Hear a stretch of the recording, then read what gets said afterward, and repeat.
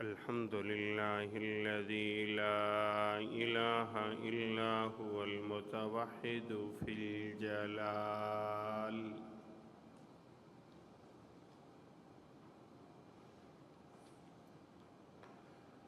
المتوحد في الجلال بكمال الجمال تعظيما وتكبيرا.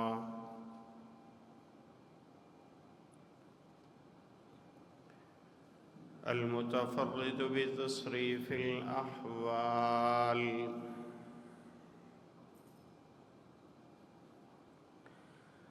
المتصرف بتصريف الأحوال على التفصيل والإجمال تقديرا وتدبيرا.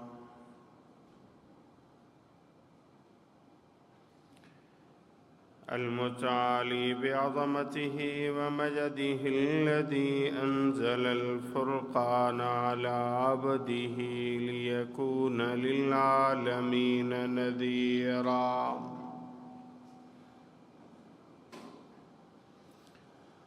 والصلاة والسلام على من أرسله الله تعالى إلى جميع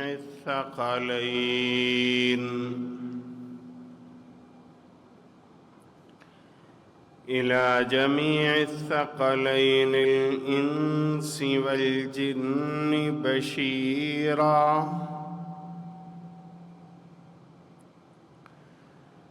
بشيرا ونذيرا وداعيا إلى الله بإذنه وسراجا منيرا.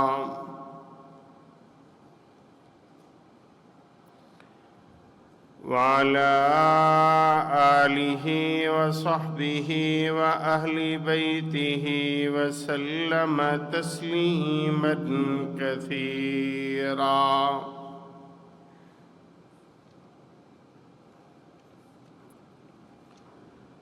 أما بعد،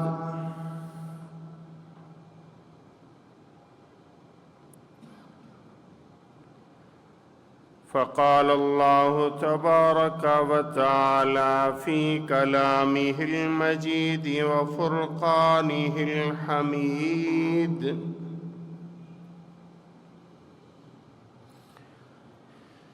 أعوذ بالله من الشيطان الرجيم. بسم الله الرحمن الرحيم.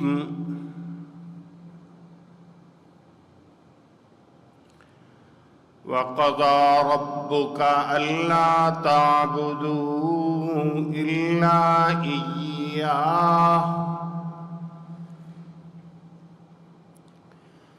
وبالوالدين إحسانا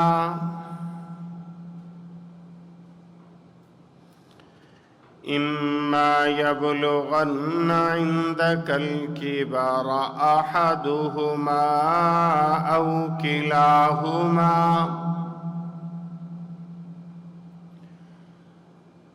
كلاهما فلا تقل لهما أف ولا تنهرهما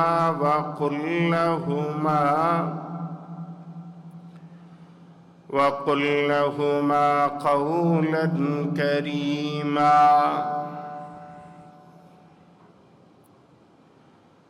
واخفض لهما جناح الذل من الرحمة وقل رب ارحمهما كما ربياني صغيرا.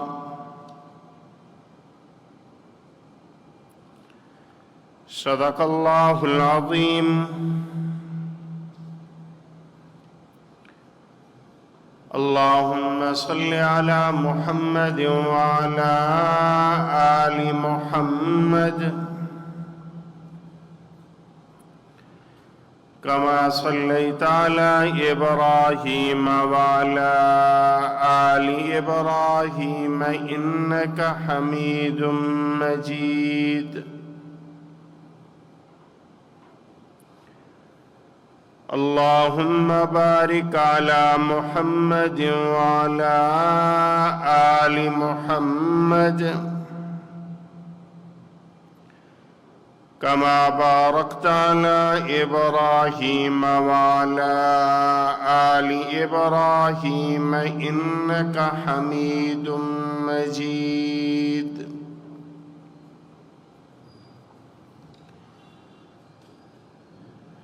انتہائی واجب الاحترام بزرگوں، دوستوں، ساتھیوں،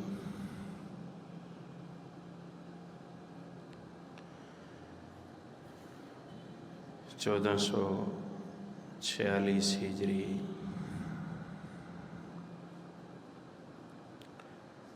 ذی الحجہ کی 16 تاریخ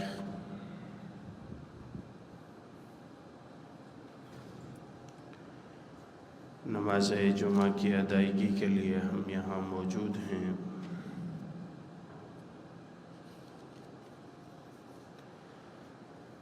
دعا ہے کہ اللہ رب العزت کچھ ایسا کہنے کی توفیق نصیب فرمائے جو ہم سب کے لیے دنیا میں فلاح اور آخرت میں نجات کا ذریعہ ہو.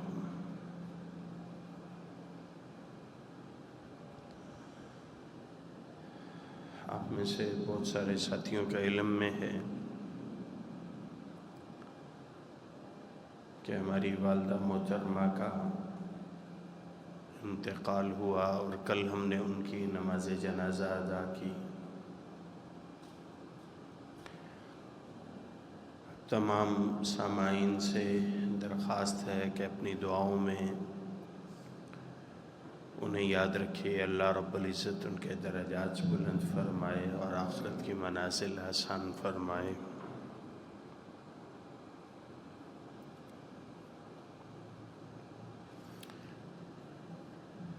اسلام ایک خوبصورت مذہب ہے.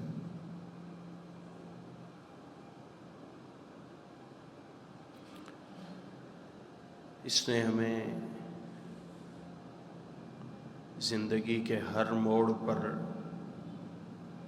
نہ صرف یہ کہ ہماری رہنمائی کی،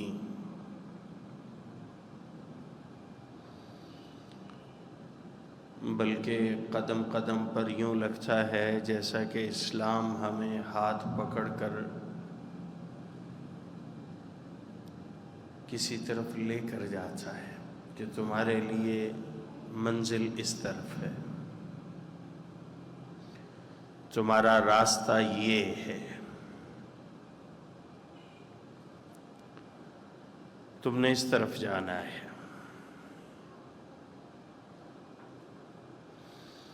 ہمارے دین کی یہ خوبصورتی ہے کہ اس نے ہمیں ہمارے ہر رشتے کے بارے میں بتلایا، ہر تعلق کے بارے میں بتلایا، زندگی کے نشیب و فراز کے بارے میں ہمارا دین ہماری رہنمائی کرتا ہے.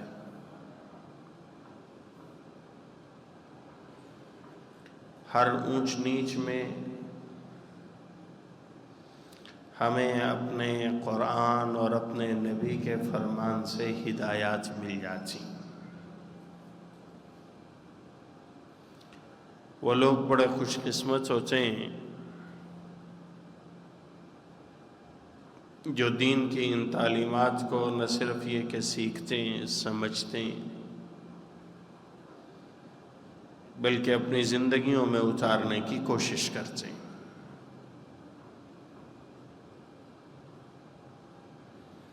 ہمارا دین ہمیں بتلاتا ہے، سمجھاتا ہے کہ تمہاری گردنوں پر سب سے بڑا حق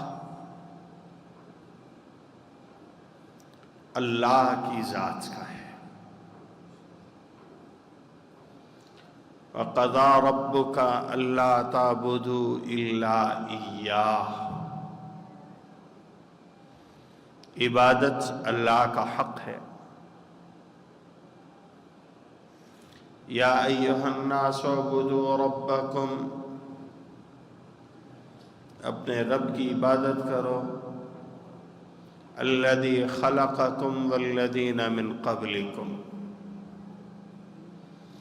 رب کا تمہاری گردنوں پر احسان اور اللہ کا تم پر حق اس وجہ سے ہے کہ اس نے تمہیں بنایا ہے۔ تمہارا خالق اللہ ہے، وہ صرف خالق نہیں بلکہ تمہارا رب بھی ہے۔ الذی خلقکم، جس نے تمہیں بھی بنایا، والذین من قبلکم، تمہارے آباء و اجداد کا بنانے والا بھی وہی اللہ ہے۔ واضح طور پر بتلا دیا گیا۔ اللہ کا دروازہ چھوڑ کر کہیں اور جاؤ گے تو جس جگہ بھی جاؤ گے ان کی حقیقت کچھ نہیں۔ اللہ فرماتے ہیں تم مجھے چھوڑ کر کسی اور دروازے پر جاتے ہو، ان ہی الا اسماء سمیتموها انتم وآباؤکم، تحقیق کرو گے، حقیقت جاننے کی کوشش کرو گے تو تمہیں معلوم ہوگا کہ صرف نام کی چیزیں ہیں، حقیقت کچھ نہیں۔ نام رکھ لیے گئے، کہانیاں بنا لی گئیں،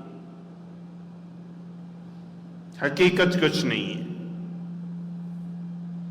حقیقت اگر ہے تو وہ اللہ کی ذات ہے،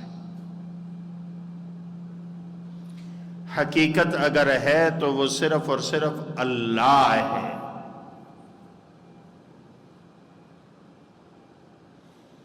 اسی وجہ سے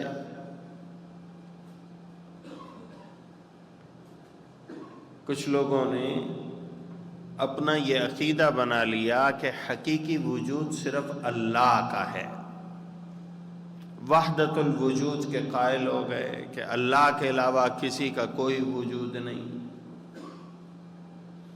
یقین دانم دری عالم کہ لا موجود الا ہو، مشہور شعر ہم پڑھتے رہتے ہیں کہ اس کائنات میں اگر کوئی موجود ہے، کسی کا وجود ہے تو صرف اور صرف اللہ ہے۔ وہ اس وجہ سے کہ بقیہ وجود حقیقت میں وجود نہیں ہے، ان کی کوئی حقیقت نہیں ہے۔ ایک تو اس وجہ سے کہ کسی کو کوئی بقا نہیں،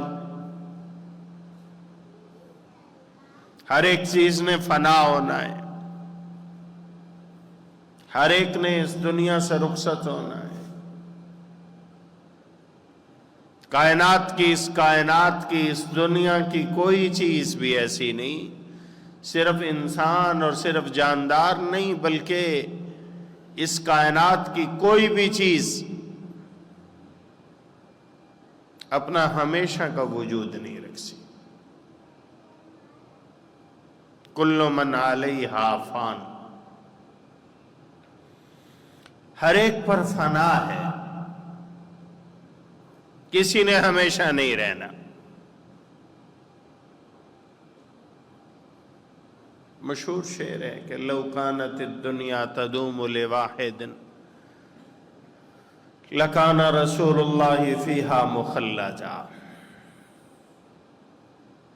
اگر اس کائنات میں کسی نے ہمیشہ اس دنیا میں موجود رہنا ہوتا تو اللہ کے رسول صلی اللہ علیہ وسلم کبھی اس دنیا سے رخصت نہ ہوتے۔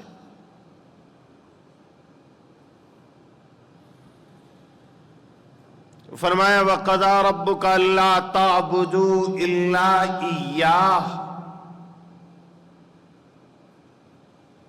کسی بھی انسان کی گردن پر سب سے بڑا احسان اور سب سے بڑا حق وہ اللہ کی ذات کا ہے۔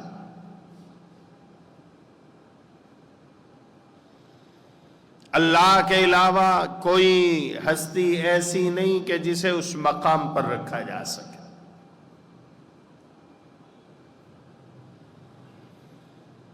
سب سے بڑا احسان انسانوں پر اللہ کا ہے، وہ ہمارا خالق ہے۔ اللہ کے بعد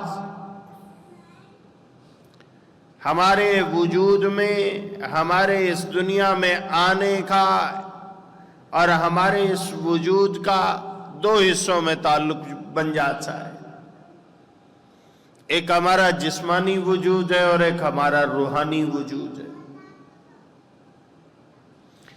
ہمارے جسمانی وجود کے اعتبار سے ہمارے اس دنیا میں آنے کا سبب ہمارے والدین، اور ہمارے روحانی وجود کے اعتبار سے ہمارے اس روحانی وجود اور اس روحانی زندگی کا سبب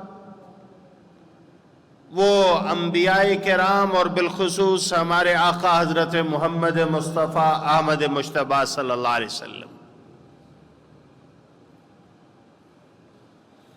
والدین نہ ہوں تو ہماری یہ زندگی کوئی ہم ہیں ہی نہیں۔ والدین کے بغیر اللہ قادر ہے، وہ کسی کو وجود عطا کر سکتا ہے۔ اللہ نے حضرت آدم علیہ السلام کو ماں اور باپ دونوں کے بغیر پیدا کیا، حوا کو ایک مرد کے جسم سے پیدا کیا، حضرت عیسیٰ علیہ السلام کو صرف ایک عورت کے جسم سے باپ کے بغیر پیدا کیا۔ یہ ہمارا ظاہری وجود اللہ کے قانون میں والدین کے بغیر نہیں، اور ہمارا روحانی وجود وہ ہمارے آقا علیہ السلام کے بغیر نہیں۔ اس وجہ سے ہمارا دین ہمیں سکھاتا ہے کہ روحانیت اور مادیت کے تقابل میں تو ہم روحانیت کو ترجیح دیتے ہیں۔ النبی اولا بالمؤمنین من انفسہم، اللہ فرماتے ہیں تمہاری گردنوں پر نبی کا حق تمہاری اپنی جانوں سے زیادہ ہے۔ نبی کی محبت اپنی جان، اپنے مال، اپنی اولاد اور اپنے والدین سے زیادہ ہونی چاہیے، ایمان کا تقاضا۔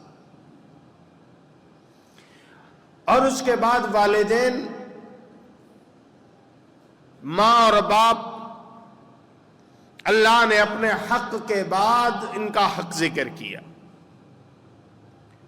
وَقَضَىٰ رَبُّكَ أَلَّا تَعْبُدُوا إِلَّا إِيَّاهُ وَبِالْوَالِدَيْنِ إِحْسَانًا،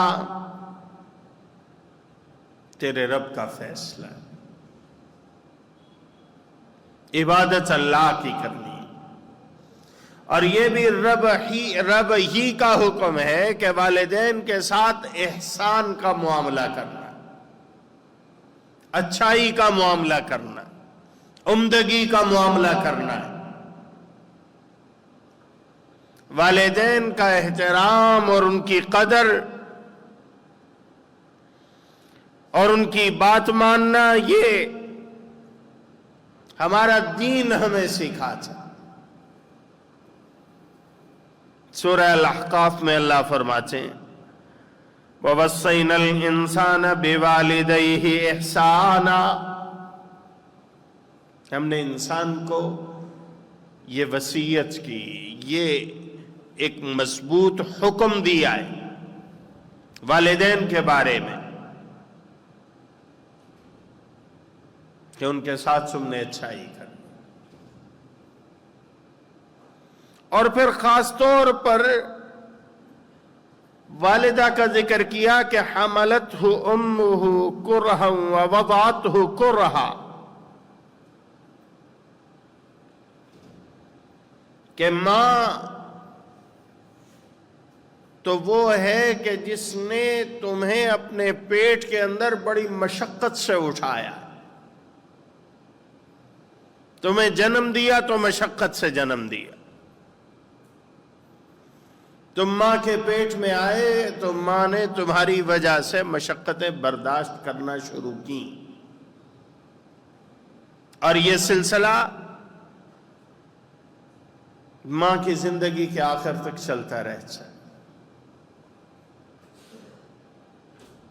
ماں اپنی اولاد کو راحت دینے کے لیے ہر مشقت اور ہر تکلیف ہنس کر جھیل لیتی ہے، احسان بھی نہیں جتلاتی، بتلاتی بھی نہیں ہے۔ ماں ہی کی تربیت ہوتی ہے جو بہت دور تک انسان کے ساتھ رہتی ہے۔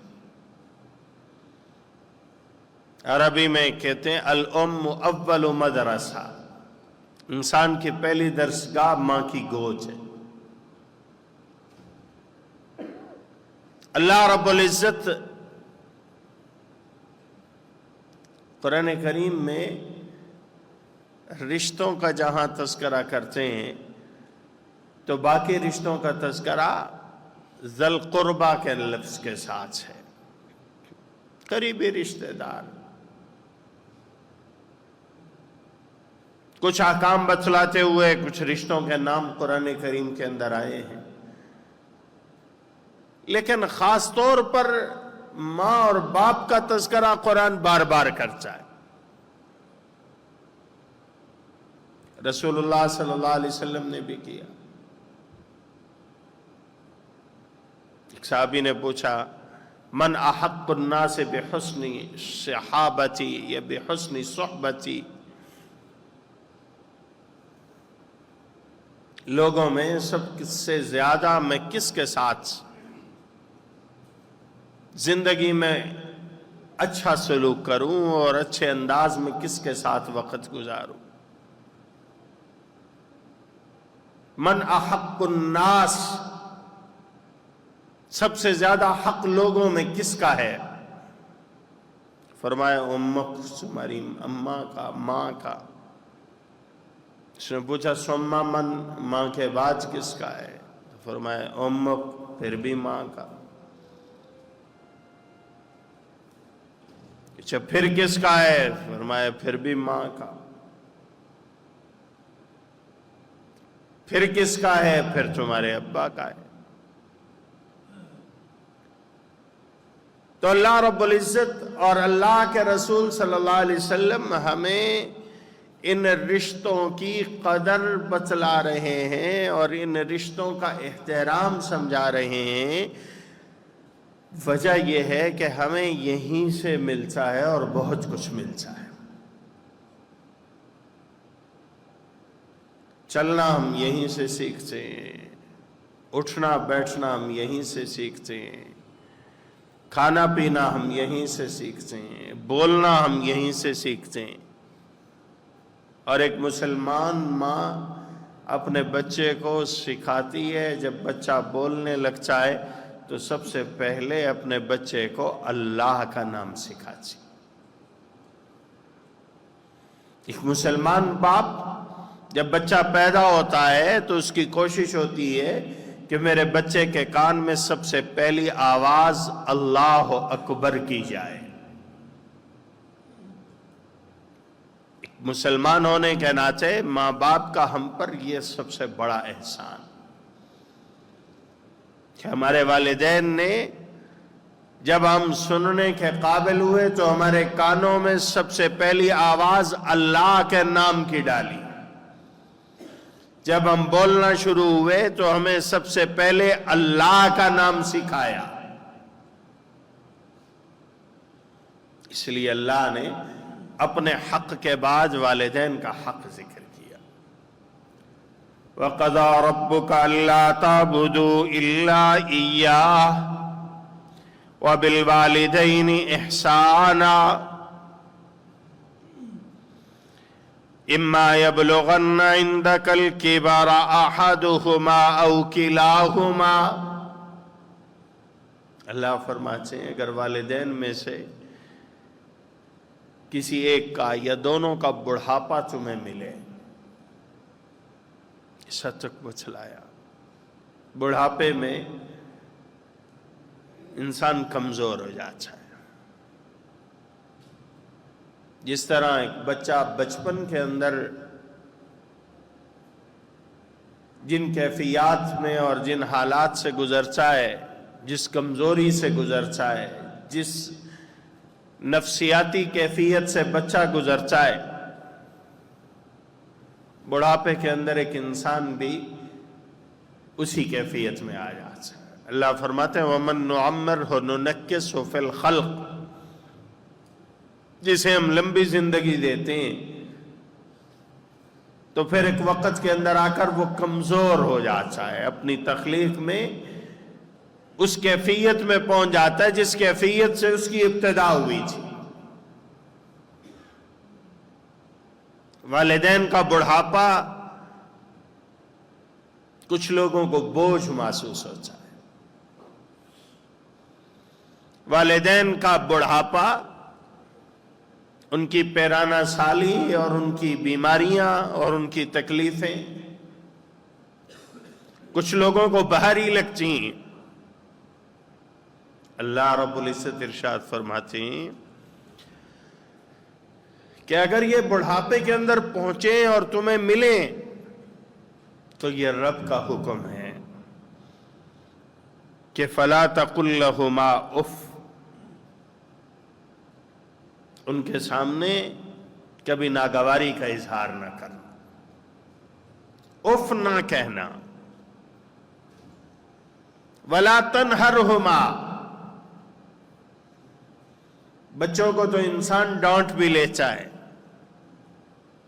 انہوں نے ڈانٹنا بھی نہیں. وَقُلْ لَهُمَا قَوْلًا كَرِيمًا. ان کے لیے نرم بات کرنا یہ حق ہے. وَاخْفِضْ لَهُمَا جَنَاحَ الذُّلِّ مِنَ الرَّحْمَةِ.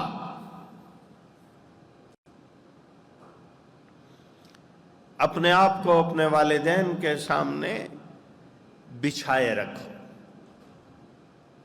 وَاخْفِضْ لَهُمَا جَنَاحَ الذُّلِّ. دل میں رحمت و شفقت اور محبت اور اعضاء اس طرح سے جھکے ہوئے ہوں کہ جس طرح انسان کسی کے سامنے اپنے آپ کو عاجز اور ذلیل کر دیتا ہے. والدین کے سامنے یوں جھک جاؤ. وَقُلْ رَبِّ ارْحَمْهُمَا كَمَا رَبَّيَانِي صَغِيرًا. اور پھر ہمیں دعا سکھائی کہ والدین کے لیے یوں دعا کیا کرو کہ اے اللہ میرے والدین نے میری تربیت کی ہے، مجھے بچپنے میں سنبھالا ہے.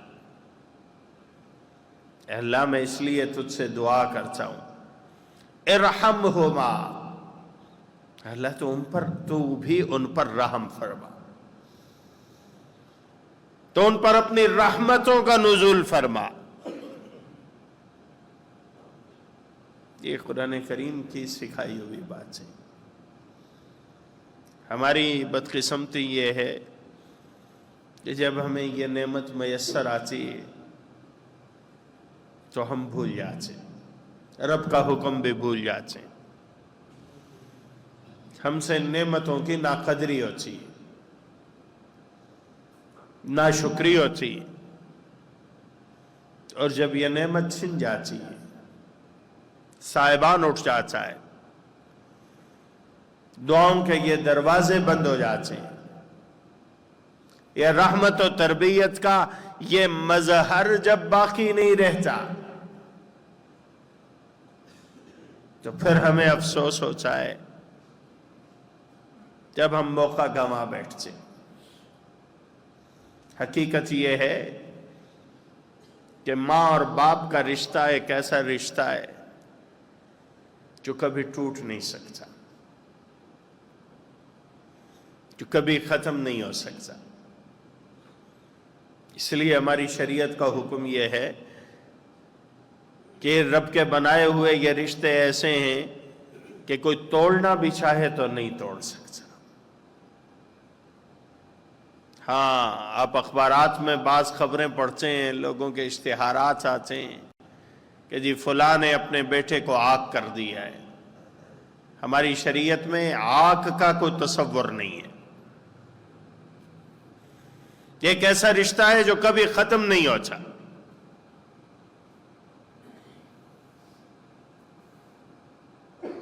ہمیشہ اس رشتے کے پاس رکھنے کا ہمیں حکم ہے، اس رشتے کا پاس رکھنے کا ہمیں حکم ہے.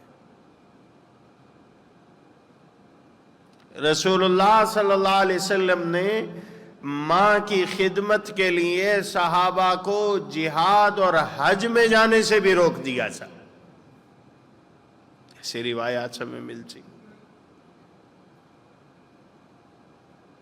یہ ہمارا دین ہمیں سکھاتا ہے. اور رسول اللہ صلی اللہ علیہ وسلم نے قیامت کے نشانیوں میں سے جو باتیں ذکر کی ان میں ایک یہ بھی ہے کہ انسان قیامت کے قریب لوگ دوستوں کے قریب ہوں گے، باپ سے دور ہو جائیں گے، ماں کے نافرمان بن جائیں گے. اور قیامت کے قریب جو آنے والے عذاب اور آنے والی تنبیہات اور زلزلے اور آندھیاں اور آفتیں، ان کے اسباب میں جہاں دیگر چیزوں کا ذکر ہے وہاں اس کا بھی ذکر فرمائے. تو ہمارا دین ہمیں کچھ باتیں سکھا رہا ہے، سمجھا رہا ہے. ہمارا اللہ ہمارے دلوں میں ان باتوں کو نقش کر رہا ہے. اور یقیناً یہ ایسی چیزیں ہیں کہ ہم ان سے جتنا نفع اٹھائیں تھوڑا ہے. والدین کی قدر و احترام ہمیشہ ضروری. اللہ رب العزت ہم سب کو اس کی توفیق نصیب فرمائے. رسول اللہ صلی اللہ علیہ وسلم نے اپنے والدین نہیں دیکھے. والد روایات کے مطابق آپ کی پیدائش سے پہلے ہی رخصت ہو گئے تھے. ماں بچپنے کے اندر ہی داغ مفارقت دے گئی تھی. قرآن کریم نے خاص طور پر اس کا ذکر کیا، لم یجد کا یتیما فآویٰ. محبوب ہم نے آپ کو یتیم پایا لیکن آپ کو بے سہارا اور بے آسرا نہیں ہونے دیا، آپ کو ٹھکانہ دیا ہے. تو رسول اللہ صلی اللہ علیہ وسلم کے سامنے جب اس طرح کی باتیں آتی تو آپ علیہ السلام کی آنکھیں چھلک پڑتی تھیں. مشہور روایت ہے کہ آپ جب اپنی ماں کی قبر پر گئے تو آپ کی آنکھیں چھلک پڑی. پھر آپ جب خود باپ بنے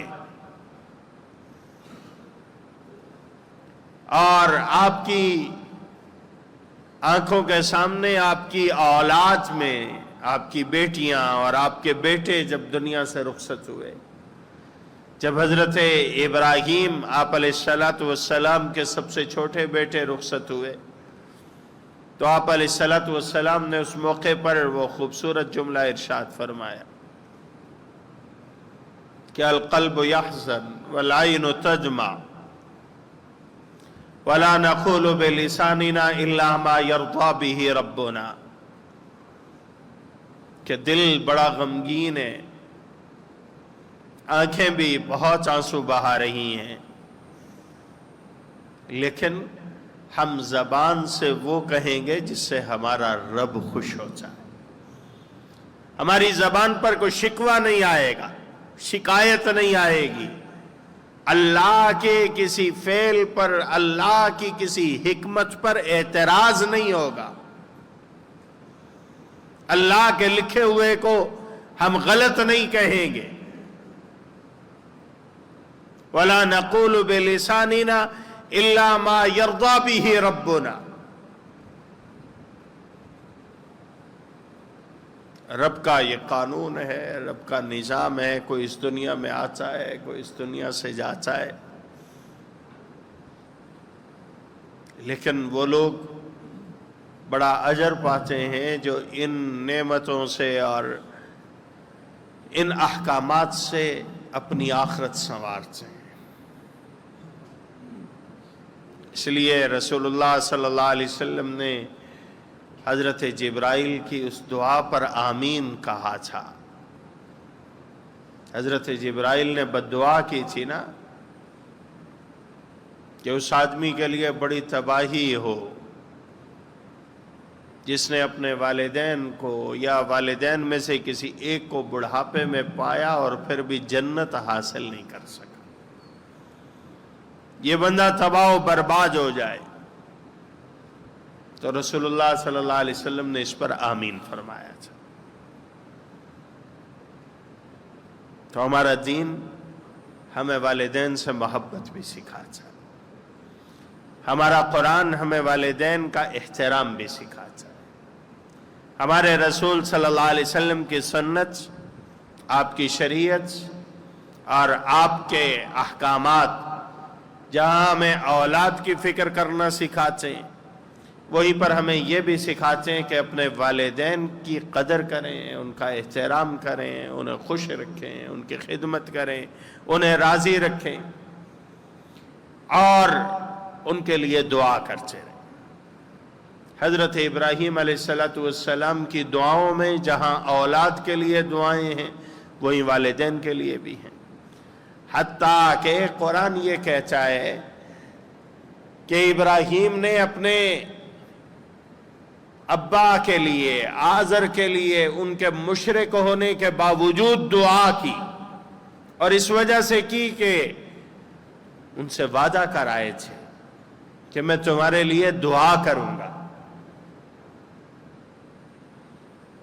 آج بڑا تعجب ہوتا ہے کہ کچھ لوگ شکایت کرتے ہیں کہ جی والدین نے ہم پر ظلم کر دیا ہے، اب ہم کیا کریں.